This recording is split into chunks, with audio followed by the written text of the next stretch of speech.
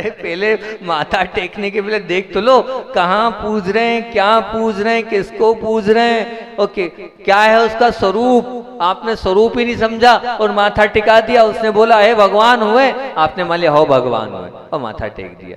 तो ऐसी अंधी आस्था अपने जीवन में मत लाना। अगर आपके जीवन में ऐसी अंधी आस्था है तो वो भी ठीक नहीं है। ये निश्चित रूप से आप मान के चलना। जो मैंने बचपन में नाटक किया था वो याद आ गया तो आपको बता रहा हूँ। तो वो तो मेरी तो निर्मल आस्था है। मैं तो सच्चे देव शास्त्र गुरु के अलावा कहीं भी अपना ये जो माथा है खोटा नहीं है मेरा, इसको खोटा नहीं लिए वहीं पर अपने माथे को टिकाता हूँ। तो ये चौथे नंबर से हो गया। पांचवें नंबर पे बोल रहा हूँ, भय और लोभग्रस्त चित्त से धर्म को मानने वाला भी अभी क्या है, अनास्थावान और अंधी आस्था वाला है। अरे भय से, डर से, अगर डर से आप कर रहे हो और भय से अगर कर रहे हो तो ये अंधी आस्था है। या अब आपके अंदर लग रहा है कि उसमें अगर लोभ से कर रहे हो तो वो भी भय और लोभग्रस्त चित्त से अगर आप परमात्मा के मंदिर में जा रहे हो, परमात्मा को मान रहे हो, ये भी अंधी आस्था है।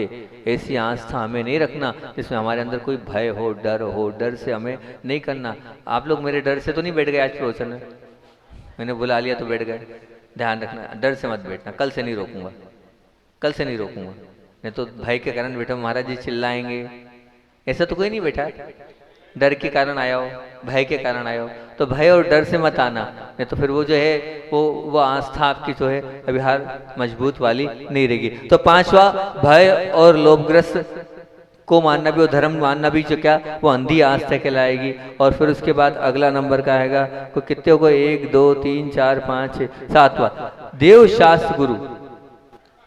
छठवा, देव शास्त्र गुरु। पूज्य कौन है? तीनों है। देव भी पूज्य है, शास्त्र भी पूज्य है और गुरु भी पूज्य है। लेकिन अगर मान लीजिए आपने शास्त्र ही शास्त्र को पूजा, शास्त्र ही शास्त्र को माना, मैं किसी पंथ को आक्षेप नहीं कर रहा हूँ और ना ही उंगली उठा रहा हूँ, परंतु मैं नहीं, मतलब मेरा कोई वो नहीं है, विवाद नहीं है, लेकिन शास्त्र ही शास्त्र को मानोगे और शास्त्र को ही शास्त्र को पूजोगे, शास्त्र के ही शास्त्र की भक्ति करोगे, वो भी अंधी आस्था है। शास्त्र को मानना भी अंधी आस्था है कि हम सिर्फ शास्त्र को ही स्वीकार कर रहे हैं और बाकी चीज को ही नहीं मान रहे। अरे विचार तो करो आप, आपने शास्त्र को मान लिया लेकिन जिनने शास्त्र लिखा है उनको आप स्वीकार नहीं कर रहे हो। अरे जिनने वो बोला है उनको स्वीकार नहीं कर रहे हो, जिनने वो बोला है उसकी भक्ति आराधना नहीं कर रहे हो, तो फिर कहां से आप बताओ आपका सम्यक दर्शन टिकेगा। आपने मां जिनवाणी को तो स्वीकार कर लिया पर आपने प्रभु को स्वीकार नहीं किया, जिनके मुख से वो वाणी निकली है, तो क्या बताओ वो सम्य अंधी आस्था है कि नहीं है? बिल्कुल अंधी आस्था है। इसे भी हम अंधी आस्था कहेंगे जो माँ जिनवाणी को ही स्वीकार करता है, बाकी दूसरी चीज को स्वीकार ही नहीं कर रहा है, वो प्रभु को मान ही नहीं रहा है, वो पूजन को स्वीकार ही नहीं कर रहा है, वो तप और त्याग को जीवन में ला ही नहीं रहा है। और 7वें नंबर पे वो अंधी आस्था है जो प्रभु को तो स्वीकार कर रहा है, पूजन भी कर रहा है वो भगवान की, और शास्त्र भी पढ़ रहा है वो भगवान के, फिर और इतना है जितना आप नहीं करते उससे ज्यादा कर रहा है वो, प्रभु की भक्ति भी कर रहा है खूब अच्छी, स्वाध्याय भी खूब कर रहा है बहुत अच्छा, लेकिन वो गुरु को नहीं मान रहा है। गुरु पंचम काल में होते ही नहीं है। अगर कोई ये बोल रहा है ये भी अंधी आस्था है जो गुरु को ही स्वीकार नहीं कर रहा है। अरे जो रास्ता दिखाने वाले के लिए, मतलब उन्होंने नमो लोवे सब्बु साणम को गौण ही कर दिया कि पंचम काल में नहीं होता, तो वही आगम है जहां लिखा है, उसी आगम में उठाकर देख लो कि पंचम काल के अंत समय में अवधि ज्ञानी मुनिराज होंगे और आरिका होंगे, उसी में लिखा है। और आप अगर साधु को नहीं मानोगे तो वो क्या है? ये भी अंधी आस्था है। मैंने उनको देखा है, आपसे ज्यादा धर्म करते हैं वो, आपसे ज्यादा, मेरे ख्याल से ज्यादा स्वाध्याय, 4-4 घंटे स्वाध्याय करते हैं, लेकिन साधु दिखते हैं तो वो मुंह फेर लेते हैं। क्या है मुझे समझ में नहीं आ रहा, कैसी अंधी आस्था है। आपसे हमसे ज्यादा धर्म, दिन रात 24 घंटे 3-3 बजे से उठ के आत्मा का ध्यान कर रहे हैं, पर गुरु को नहीं मान रहे, वो भी अंधी आस्था वाले हैं। और 8वें नंबर पर मैं तो ये कहूंगा कि 8वां नंबर क्या है, तो 8वां नंबर है चारित्र और चर्या में शीतलाचार दिखते हुए भी मानना, ये भी अंधी आस्था है। फिर क्या करें महाराज जी हम? चारित्र में अगर आपको दिख रहा है कि पूर्णतः व्रत है, पालन ही नहीं हो रहा है, तो हम क्या करें? सबसे पहला कर्तव्य तो क्या उसका व्हाट्सएप करें, दुनिया को बताएं? नहीं, ये भी नहीं करना। ये और घोर पाप है, महापाप है कि हमें ये भी नहीं करना है। तो क्या करना है? हमें उनकी अभिनय नहीं करना है, हमें उनके विषय में टीका टिप्पणी भी नहीं करना है, हमें माध्यस्थ हो जाना है। अगर हमारे पास स्थितिकरण अंग है, उपगुण है, तो हम अच्छे से समझा सकते हैं, और समझाने के बाद भी वो नहीं मान रहे और शरिया में शिथिलता है, तो हम दूर हट जाएं, हम अलग हो जाएं। लेकिन अलग होने के अलग तो हों, लेकिन किसी प्रकार से उसमें हम किंतु परंतु ना करें। अगर उसमें हम कुछ कर रहे हैं, कुछ बोल रहे हैं, तो हमें बहुत घोर मुनि निंदा का पाप लगेगा। और मुनि निंदा का दुष्परिणाम ऐसा रहता है कि वो भव तक को परेशान करता है, भव तक आपको छोड़ेगा नहीं। आपको कुछ नहीं जमता है तो एकदम आप पहले समझना कि क्या कारण है, कैसा कारण है। कल भैया जी ने बहुत अच्छा बताया था स्वाध्याय में कि एक मुनिराज थे, वो दक्षिण के थे, और दक्षिण के थे तो आचार्य के मुख से उन्होंने सुना था। अब वो यहाँ भोजन करते थे, उन्होंने आधी अधूरी बात बताई, पूरी बात ही नहीं बताई उनने, और पूरी बात बता नहीं पाए भैया जी, हमारा तो मौन था। तो वो जो साधक थे, वो एक आहार एक उपवास करने वाले साधक थे, और वो दक्षिण से यहाँ आए थे, पर वो आहार से संबंधित चीज में कुछ बोलते नहीं थे, या उनको कुछ सूट होता नहीं था यहाँ का आहार, और वहाँ ठंडक और यहाँ गर्म। हम महाराष्ट्र होके आए, भर गर्मी में एक आहार को पास किया, एक दिन मुंह नहीं सूखा हमारा नासिक में। एक दिन हम आते अंजनगिरी में, पूरी गर्मी, और उसमें भी हमारा प्रवचन कर रहे हैं, सब कर रहे हैं। ये तो प्रियंक भाई भी आए थे, क्यों प्रियंक भैया? अंजनगिरी कैसा हिल स्टेशन था, ऐसी हवा गर्मी में भी।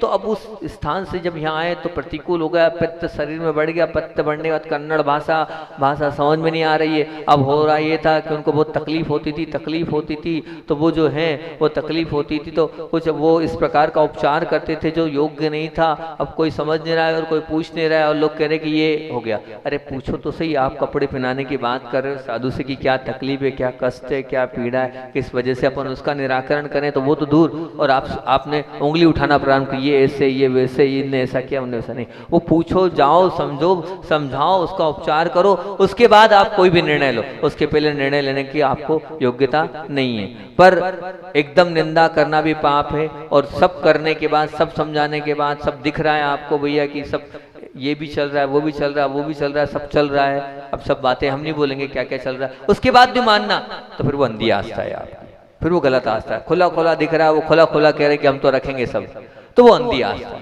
उसको आप अंधी आस्था मानना। तो ये 8 प्रकार से मैंने आपको अंधी आस्था पूरी बता दी है। पर ध्यान रखना, उनसे मध्यस्थ हो जाना, उनकी अभिनय बिल्कुल नहीं करना। पहली कौन सी बताई? मात्र आत्मा ही आत्मा को धर्म मानना। दूसरी बताई भगवान, नहीं पहली मैंने बताई भगवान से मांगना। दूसरी बताई मात्र आत्मा को ही धर्म मानना। तीसरी बताई मैंने कि भगवान सब करने वाले, ये मानना। चौथा मैंने बताया सब कर रहे हैं इसलिए मैं भी कर रहा हूँ, ये भी अंधी आस्था, कुछ भी करने के लिए सोच लें। पांचवा बताया भय और लोभग्रस्त अवस्था से। छठवा बताया मात्र शास्त्र को ही मानना। सातवां बताया मात्र शास्त्र और प्रभु को मानना, गुरु को नहीं मानना। और आठवां बताया क्या कि दिख रहा है पूरा पूर्ण शीतलाचार, फिर भी स्वीकार करना, ये भी बहुत बड़ा शीतलाचार है। ऐसे ये अंधी आस्था को मैंने आपके बीच में रखा, और कल निर्मल आस्था को आपको 8 बिंदुओं के माध्यम से रखूंगा कि वो निर्मल आस्था कैसी होनी चाहिए। वो अगर निर्मल आस्था होगी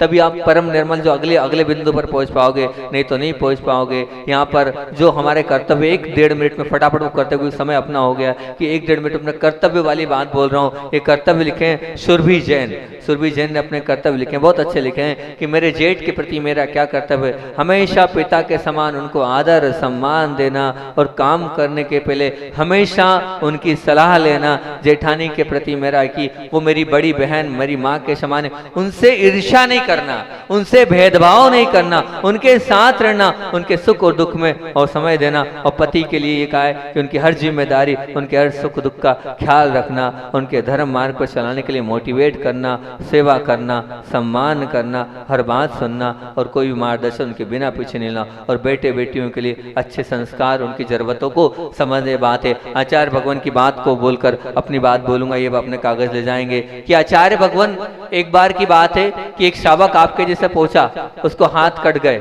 वो पहुंचा, बोले आचार्य महाराज क्या मैं आहार नहीं दे सकता हूँ? आचार्य भगवान मुस्कुराए और पूछा कि आप ये बताओ, क्या पहले जीवन में आपने कभी आहार दिया? कितनी उम्र? बोले 35 साल। पहले आहार दिया? बोले नहीं।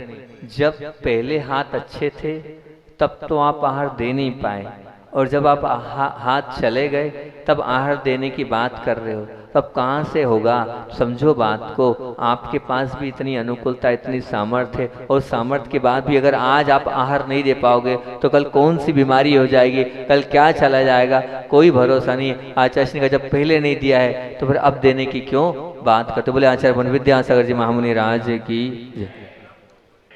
भगवान बनना है, भगवान के बाजू में बैठना है, वो भगवान बनने की कला को आत्मसात करना है, वो हैसियत प्राप्त करना है, उसका मंगलाचरण है कि तीर्थंकर बनना है तो आस्था को जीवन में लाना होगा, तीर्थंकर बनना है तो अनास्था को जीवन से दूर करना होगा, तीर्थंकर बनना है तो अंधी आस्था को जीवन से हटाना होगा, तीर्थंकर बनना है तो निर्मल आस्था को जीवन में उतारना होगा, और तीर्थंकर बनना है तो परम निर्मल आस्था को जीवन में पाना होगा। और कल अपन ने बात करी थी कौन सी अंधी आस्था की बात करी थी ना? कल अंधी आस्था को रिपीट कर रहा हूं। सबसे पहले मैंने बोला था कि भगवान से मांगना मुझे ये दे दो, ये दे दो, ये अंधी आस्था है। मात्र आत्मा को मानना ये अंधी आस्था है, और भगवान सब करने वाले हैं, तीसरे नंबर पर ये अंधी आस्था है, और चौथे नंबर पर सब कर रहे हैं लेकिन यही नहीं मालूम कि चावल क्यों चढ़ा रहे, ये अंधी आस्था है। भय और लोभग्रस्त चीज से हम धर्म कर रहे हैं, ये भी अंधी आस्था है। और देव शास्त्र गुरु तीनों पूज्य, लेकिन शास्त्र ही शास्त्र को पूजना ये 6वें नंबर की अंधी आस्था है। और देव शास्त्र को तो मानना लेकिन गुरु को नहीं पूजना, ये अंधी आस्था है। और 8वें नंबर पे कि सब दिख रहा है, शीतलाचार पूरा पूरा दिख रहा है फिर भी माथा टेकना, ये अंधी आस्था है। आज अपन चर्चा करेंगे निर्मल आस्था पर, क्या कहलाती है निर्मल आस्था। अगर तीर्थंकर बनना है तो निर्मल आस्था को जीवन में उतारना होगा। आज का बिंदु है, आस्था की बात कर दी, अनास्था की बात कर दी, अंधी आस्था की बात कर दी, अब निर्मल आस्था की बात है। तो निर्मल आस्था का मालिक, स्वामी, अधिपति कौन हो सकता है? सिर्फ एक शब्द, ये अगर आपके जीवन में आ गया तो वास्तविकता में आप निर्मल आस्था के स्वामी बन सकते। सिर्फ एक इतना सा गुण हम सब के अंदर आ जाए, बस वो अगर हमारे जीवन में उतर जाए तो मानना हमने बहुत कुछ प्राप्त कर लिया, और वो है तुम सच्चे धर्मात्मा हैं। अन्यथा धर्म सभी कोसों दूर हैं, धर्म हमारे जीवन में उतरा ही नहीं है। तीर्थंकर भगवान बनने की बात तो बहुत दूर है। वो एक ही, सिर्फ एक ही गुण, वो सर्वगुण संपन्न बन सकता है। उसके अंदर अगर ये गुण हो, वो गुण क्या है? जो निर्मल आस्था का मालिक होता है, स्वामी होता है, अधिपति होता है। वो कौन हो सकता है? जिसके पास सहानुभूति रूपी पूंजी का जो मालिक है। काय का? सहानुभूति, जो सहानुभूति रूपी पूंजी का मालिक है, समझना उसने, उसके पास सच्चा धर्म है। हम इस सहानुभूति को से निर्मल सम्यक दर्शन की ओर निर्मल करते हुए और निर्मल आस्था को मजबूत और डोमिनेट बना सकते हैं। लेकिन होना क्या चाहिए? सहानुभूति। सहानुभूति का मतलब समझ रहे हो ना क्या होता है? सहानुभूति किसको कहते हैं? सहानुभूति का तात्पर्य होता है कि देख दूसरों की थोड़ी बहुत भी कष्ट और पीड़ा को देखने के बाद मेरे अंदर पीड़ा का भाव आ जाए तो वो कहलाती है सहानुभूति। एक सहानुभूति गुण के माध्यम से मैं आगे की पूरी बात को प्रारंभ करता हूं, क्योंकि ध्यान रखना, जो सबके आत्म कल्याण की भावना रखता है उस ये मान के चलना उसका कोई भी शत्रु या भय उसको जीवन में नहीं होता है। जो सबके आत्म कल्याण की भावना रखता है वो शत्रु और भय उसके जीवन में नहीं होता। और जिसकी पाणी मात्र से मैत्री है, जिसके सबके प्रति हृदय में करुणा है, वो व्यक्ति अत्यंत निर्मल, निश्चित, निर्भय, निशंक होगा, निशंकित अंग का पालन करने वाला होगा। आज के मेरे 8 बिंदु हैं, 8 अंग। ये 8 अंग अगर आपके जीवन में हैं तो आप सम्यक दृष्टि। आचार्य भगवान से पूछा, हम सम्यक दृष्टि हैं कि नहीं? आप बार बार चिल्ला चिल्ला कर कहते हो कि जो सम्यक दृष्टि होता है वही जो है भव्य है और वही भगवान बन सकता है, बाकी तो संसार में रुलते ही चले जाएंगे। तो ये 8 अंग आज आपके बीच में रखूंगा मैं। इन 8 अंगों से, ये थर्मामीटर है। गुरुदेव कहते थे ये 8 अंग क्या है? थर्मामीटर है। हम नाप लें अपने आप को, लगा लें अपने इसको थर्मामीटर को कि हम सम्यक दृष्टि हैं कि नहीं हैं। अगर आप सम्यक दृष्टि हैं तो सबसे पहला अंग आपके अंदर निशंकित अंग है कि नहीं?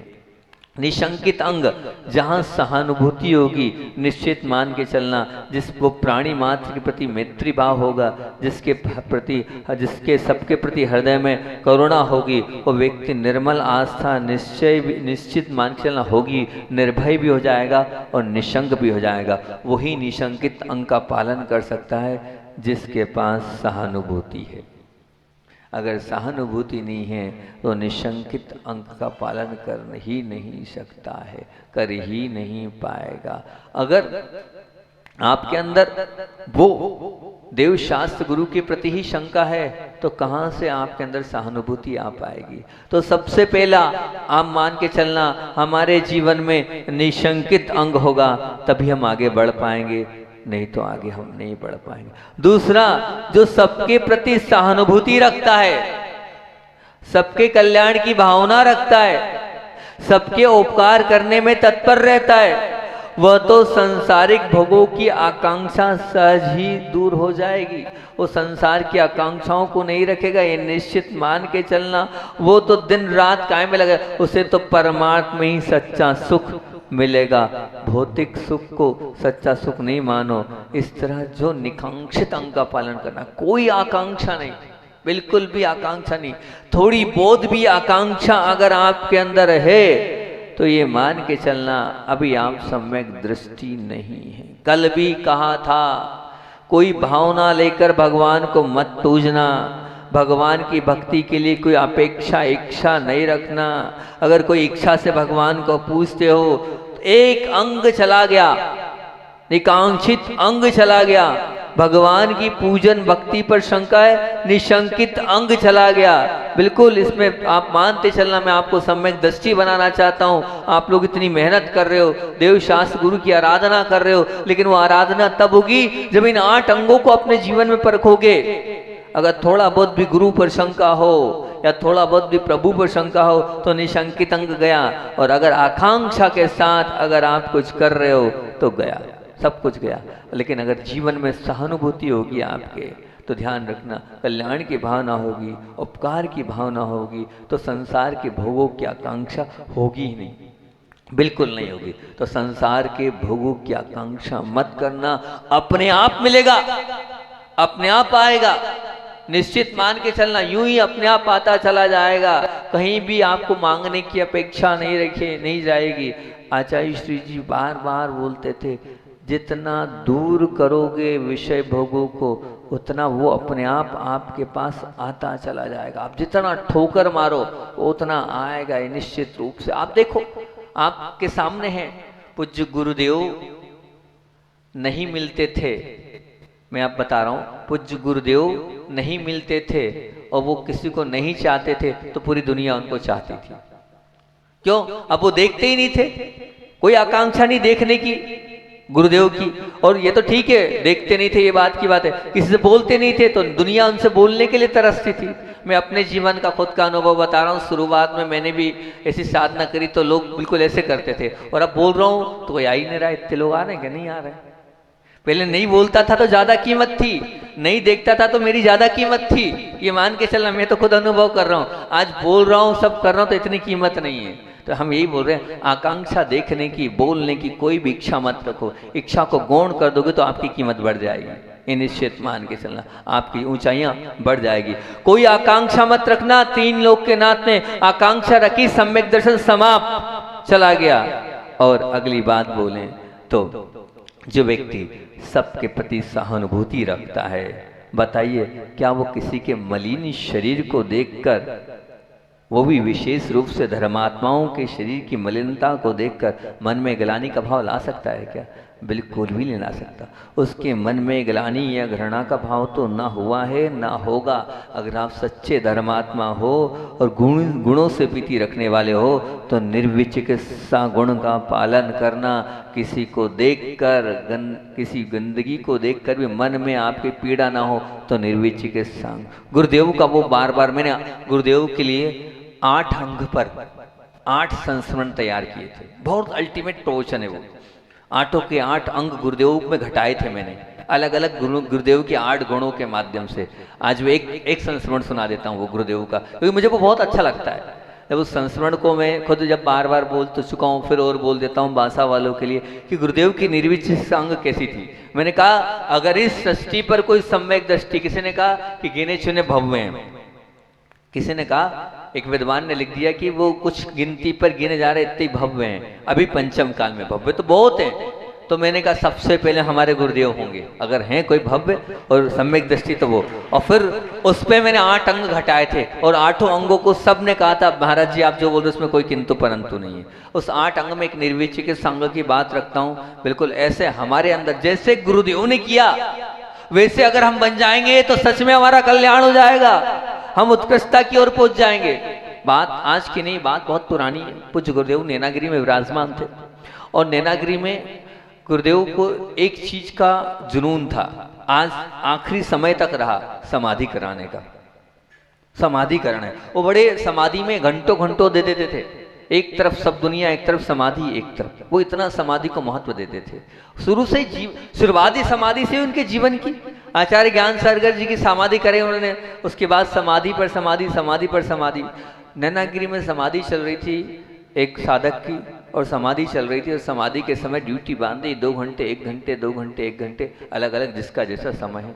2 साधु लोग आहार के समय वहाँ पर थे और आहार के समय थे तो वहाँ पर आहार चल रहा था तो उनने कहा भैया आप लेट हो रहे हो। साधक ने कहा आप चले जाओ, आप आहार पे निकल जाओ।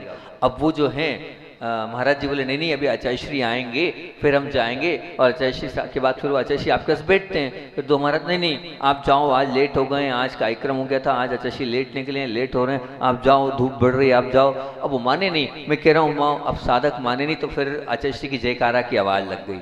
वहीं के वहीं सब थे, शुद्ध भोजन, तो आवाज़ कान में जैसे यही आवाज़ आते ही अब उनने सोचा ये मान नहीं रहे हैं, आदरो ध्यान कर रहे हैं फालतू। वैसे ही आज उपवास है इनका 6वां 7वां, तो वो दोनों अपन शुद्धि करते हैं जब तक आचार्य श्री आ जाएंगे। अब आ रहे हैं तब तक ऐसा रहेगा, 2 मिनट के लिए क्या दिक्कत है। अकेले छोड़कर वो जो है दोनों के दोनों महाराज जी शुद्धि के लिए चले गए। उतनी देर में आचार्य श्री आए। आचार्य श्री जैसे ही आए तो वहाँ पर आए उस स्थान में, तो वहाँ पर वो लेटे हुए थे, आए और बिल्कुल प्रसन्न हुए। और हुआ ये कि अब प्रकोप तो प्रकोप है, शरीर तो शरीर है, एकदम इतनी जम से खांसी चली, खांसी खांसी एकदम खांसते खांसते खांसते अब जो है उनके मुख में कफ आ गया। अब कफ आ गया तो अब आचार्य श्री उस परिस्थिति को समझ गए कि इनके मुख ज्यादा कफ आ गया है और कफ भर चुका है। अब आचार्य श्री पात्र देख रहे हैं, पात्र नहीं दिखा। पात्र नहीं दिखा तो आचार्य श्री ने अपने दोनों वो गुलाबी गुलाबी कोमल अंजलियां करी उनके मुख के आगे और कहा इसमें आप कर दो। नहीं नहीं आचार्य श्री जी, अरे मैं बोल रहा हूँ कर दो। नहीं आचार्य ऐसे कैसे, अरे हम बोल रहे हैं ना आप तो विकल्प नहीं करो।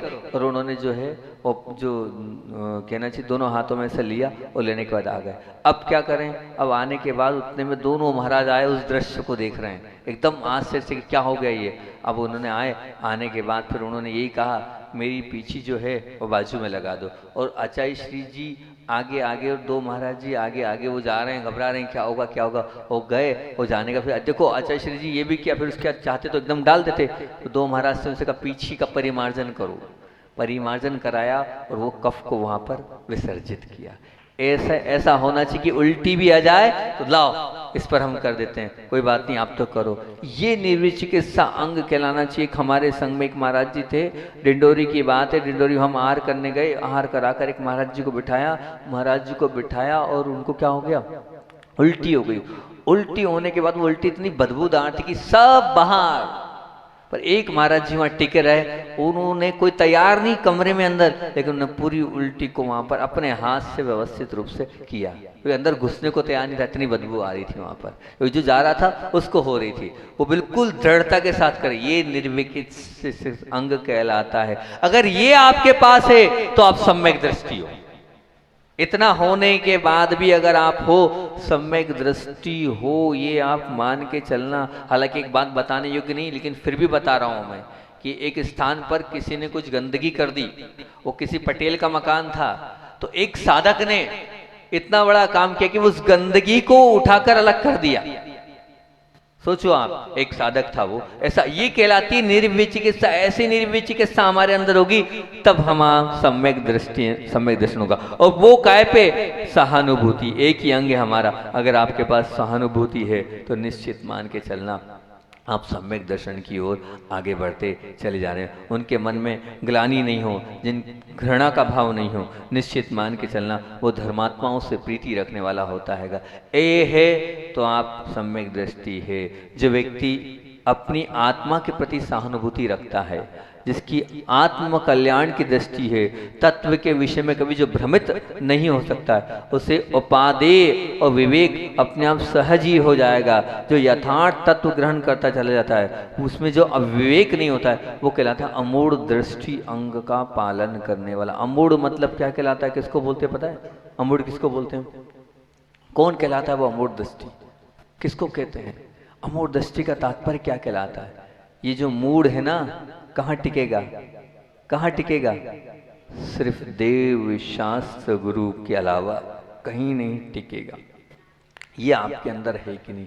अगर ये है तो मान के चलना आप अमूढ़ दृष्टि है उपादेय का विवेक जिसके अंदर है, वो अमूढ़ दृष्टि अंग का पालन करने वाला है। हम अगर अपना कल्याण करना चाहते हैं तो वो हमारे जीवन में होना चाहिए, नहीं तो हम हे उपादेय को नहीं समझेंगे। क्या करने योग्य है और क्या करने योग्य नहीं है, इस पर आपकी पूरी पूरी दृष्टि होनी चाहिए, तभी आपका कल्याण हो पाएगा। नहीं तो 3 काल में भी आपका कल्याण नहीं होने वाला है। खूब भक्ति कर रहे हो, खूब पूजा कर रहे हो, लेकिन हे क्या है, उपादेय क्या, ये तो समझो कि क्या है क्या उपादेय है। अब जैसे मान लीजिए आज बोला मैं वहां पर पूजन नहीं हो पा रही थी, वहां तीनों में कर रहे थे, तो हमने यही बोला इधर अभिषेक अलग हो रहा है, उधर अभिषेक अलग हो रहा है, इधर अलग कर रहे हो, एक साथ 3 जगह ये क्या कर रहे हो? ये क्या समझो तो विवेक किसको कहते हैं? यही तो विवेक है कि अपने गांव में साधु परमेष्ठी विराजमान है और साधु विराजमान है, साधु स्वयं वहां अभिषेक शांति धारा करा रहे हैं और आप यहाँ कर रहे हो।